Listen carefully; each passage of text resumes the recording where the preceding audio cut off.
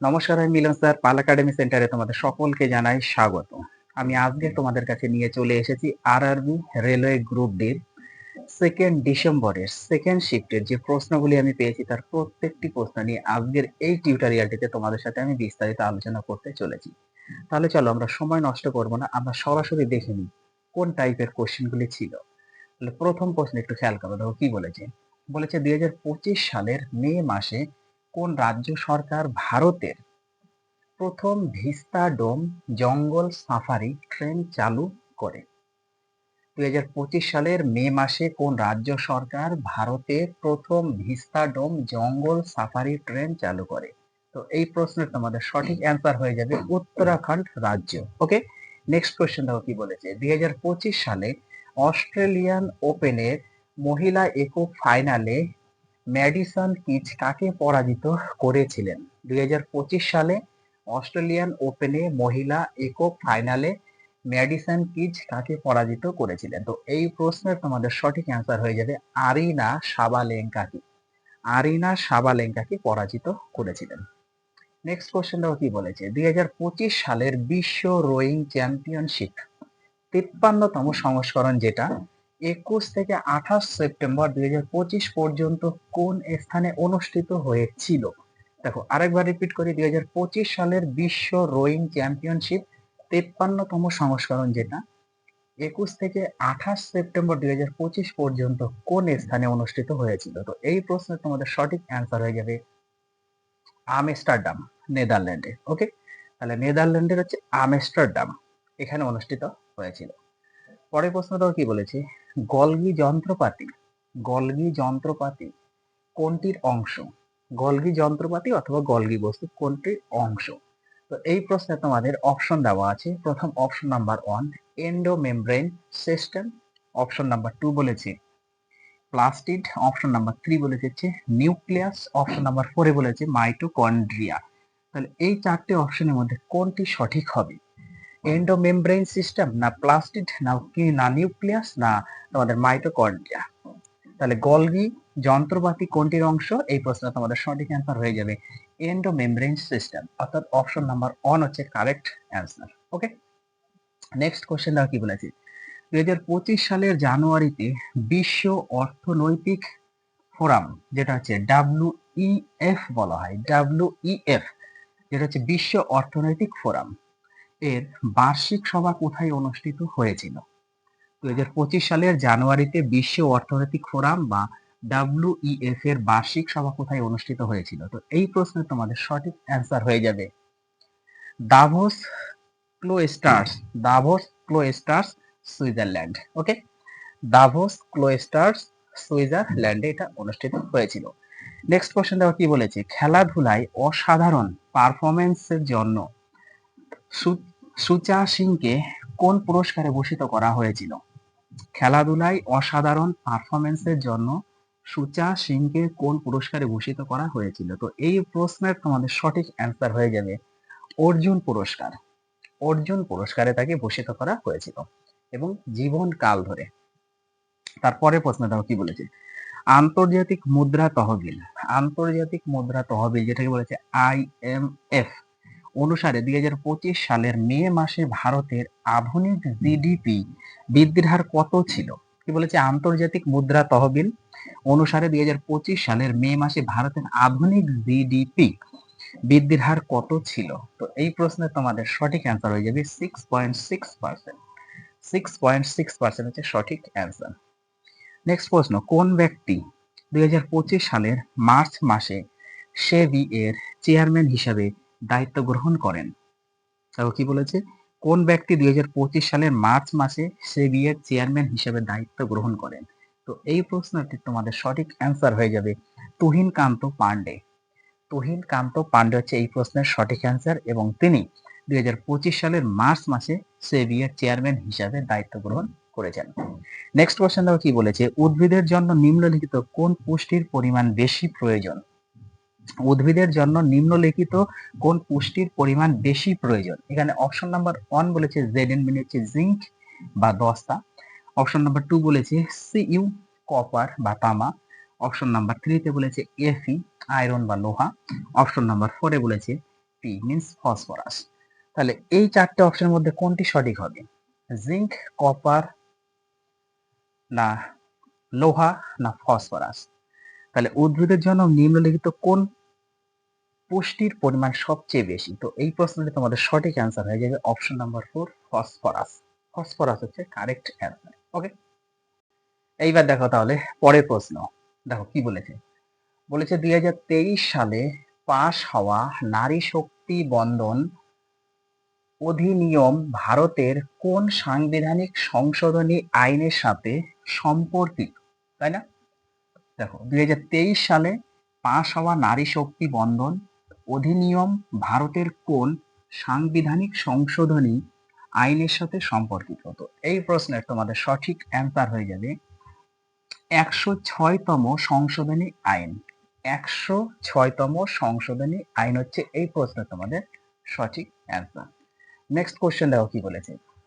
কোন রাজ্য সরকার 2025 সালের জুন মাসে রাজীব গান্ধী বন সম্বর্ধন যোজনা চালু করেছে? কোন রাজ্য সরকার 2025 সালের জুন মাসে রাজীব গান্ধী বন সম্বর্ধন যোজনা চালু করেছে? তো এই প্রশ্নে তোমাদের সঠিক অ্যান্সার হচ্ছে হিমাচল প্রদেশ। ওকে, হিমাচল প্রদেশ রাজ্য সরকার এটা করেছে। তারপরে প্রশ্নটাও কি বলেছে, 2025 সালে কোন তারিখে প্রধানমন্ত্রী নরেন্দ্র মোদী জিনোম ইন্ডিয়া প্রকল্পের সূচনা উপলক্ষে জিনোম ইন্ডিয়া ডেটা প্রকাশ করেছিলেন? 2025 সালের কোন তারিখে প্রধানমন্ত্রী নরেন্দ্র মোদী জিনোম ইন্ডিয়া প্রকল্পের সূচনা উপলক্ষে জিনোম ইন্ডিয়া ডেটা প্রকাশ করেছিলেন? তো এই প্রশ্নের সঠিক তোমাদের অ্যান্সার হয়ে যাবে 9 জানুয়ারি 2025 সালে। 2025 সালের 9 জানুয়ারিতে। এই কোশ্চেনটি ভেরি ভেরি ইম্পর্টেন্ট, রিপিট হতে পারে, একটু মনে রাখবে 9 জানুয়ারি 2025 সালে। ওকে, নেক্সট কোশ্চেন দেখো কি বলেছে। ভূবিজ্ঞান মন্ত্রকের তথ্য অনুযায়ী 2024 সালের নভেম্বর থেকে 2025 সালের ফেব্রুয়ারির মধ্যে ভারতে কতটি ভূমিকম্প রেকর্ড করা হয়েছে? ভূবিজ্ঞান মন্ত্রকের তথ্য অনুযায়ী 2024 সালের নভেম্বর থেকে 2025 সালের ফেব্রুয়ারির মধ্যে ভারতে কতগুলি ভূমিকম্প রেকর্ড করা হয়েছে? তো এই প্রশ্নটির তোমাদের সঠিক অ্যান্সার হয়ে যাবে 159, 159টি।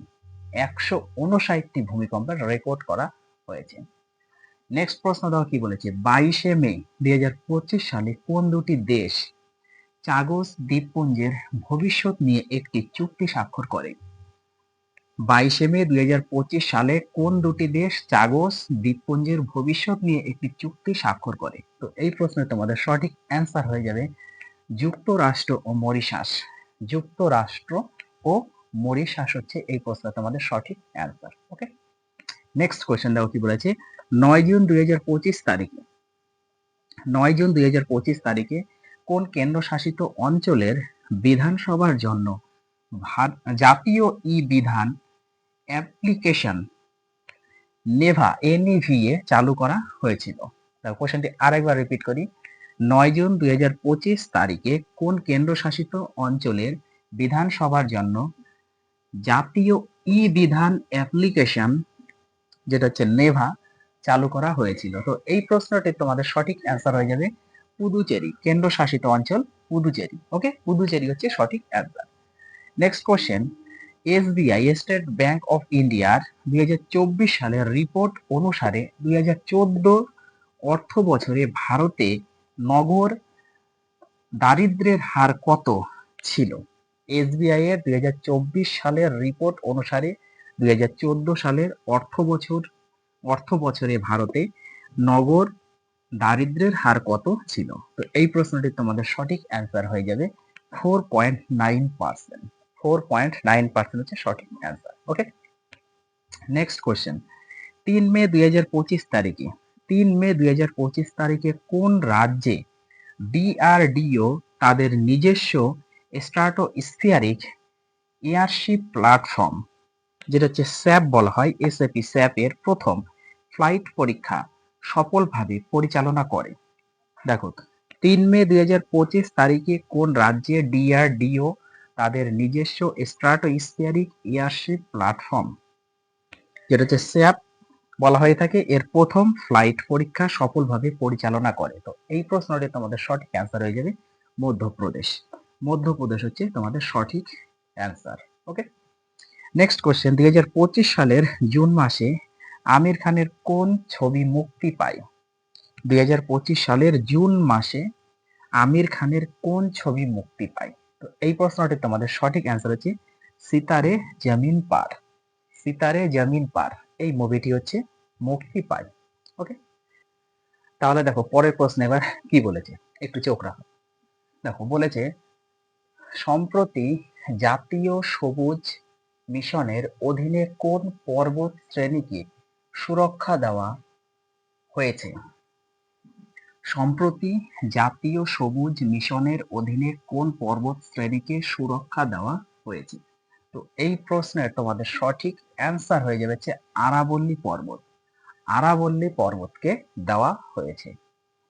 নেক্সট কোশ্চেন, জ্বালানি চার্টার চুক্তি, জ্বালানি চার্টার চুক্তি যেটা হচ্ছে ইসিটি বলা হয়, ওকে, থেকে বেরিয়ে যাওয়ার পর ডেনমার্ক কোন নম্বরের দেশ হয়ে ওঠে? দেখো কোশ্চেনটি ইম্পর্টেন্স, জ্বালানি চার্টার চুক্তি ইসিটি থেকে বেরিয়ে যাওয়ার পর ডেনমার্ক কোন নম্বরের দেশ হয়ে ওঠে? তো এই প্রশ্নটির তোমাদের সঠিক অ্যান্সার হয়ে গেছে অষ্টমতম দেশ। ওকে, অষ্টমতম দেশ হয়ে ওঠে। নেক্সট কোশ্চেন, ভারতের লোকপাল বার্ষিক কোন তারিখে লোকপাল দিবস ঘোষণা করেছে? ভারতের লোকপাল বার্ষিক কোন তারিখে লোকপাল দিবস ঘোষণা করেছে? তো এই প্রশ্নের তোমাদের সঠিক অ্যান্সার হচ্ছে 16ই জানুয়ারি। 16ই জানুয়ারি হচ্ছে সঠিক অ্যান্সার। নেক্সট প্রশ্ন দাও কি বলেছে, কৃষিতে কীটনাশক প্রাথমিকভাবে কোন উদ্দেশ্যে ব্যবহার করা হয়? কৃষিতে কীটনাশক প্রাথমিকভাবে কোন উদ্দেশ্যে ব্যবহার করা হয়? তো এই প্রশ্নের তোমাদের সঠিক অ্যান্সার হচ্ছে ক্ষতিকারক, ক্ষতিকারক পোকামাকড় থেকে সফসল রক্ষা করার জন্য, ক্ষতিকারক পোকামাকড় থেকে সফসল রক্ষা করার জন্য কৃষিতে এই কীটনাশক প্রাথমিকভাবে ব্যবহার করা হয়ে থাকে। নেক্সট কোশ্চেন দাও কি বলেছি, নিউরনের শেষে অবস্থিত স্নায়ু প্রান্তকে কি বলা হয়? নিউরনের শেষে অবস্থিত স্নায়ু প্রান্তকে কি বলা হয়? তো এই প্রশ্নে তোমাদের সঠিক অ্যান্সার হয়ে যাবে যে action, action terminal, action terminal বলা হয়। এবং এর আরেকটি নাম মনে রাখতে হবে সিনাপটিক নব, সিনাপটিক নব বা অ্যাকশন টার্মিনাল বলা হয়ে থাকে।